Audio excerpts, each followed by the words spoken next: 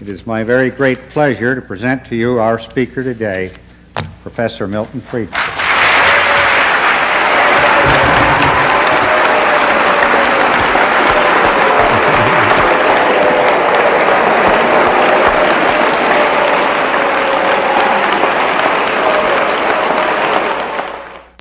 What I want to talk about is really an issue which is very much related to the whole problem of human freedom.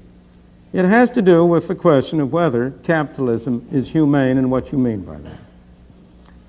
I am sure many of you have heard the old story about the two Poles who met one another, and one Pole said to the other, "Tell me, do you know the difference between capitalism and socialism?" And the other Pole said, "No, I don't know the difference." And the first Pole said, "Well, you know, under capitalism, man exploits man." And the other fellow shook his head. "Well, under socialism," he said, "it's vice versa."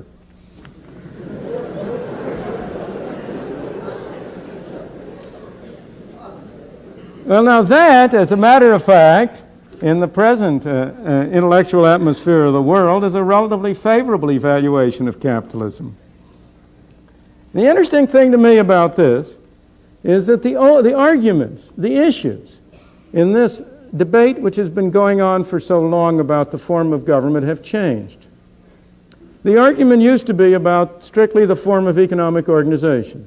Should we have government control of production and distribution, or should we have a market control? And the argument used to be made in terms of the supposedly greater efficiency of centralized government and of centralized control. Nobody makes that argument anymore.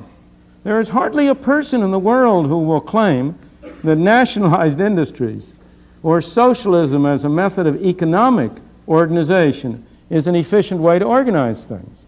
The examples of Great Britain, the examples of Russia, the examples of some of the other states around the world that have adopted these measures, plus the domestic-grown examples of the post office and its fellows, have put an end to that kind of talk. But the interesting thing is that nonetheless, there is widespread opposition to capitalism as a system of organization, and there is widespread support for some vague system labeled socialism. The most dramatic example of the change in the character of the argument and the paradox that I'm really bringing out is Germany. Here was Germany, which experienced all the horrors of the Nazi totalitarian state in the 1930s. Here is Germany, which after the war, under the Erhard policy of Sozialmarktwirtschaft, social market economy, had an economic miracle with an enormous rise in total income, enormous rise in the well-being of the German people, of the ordinary people.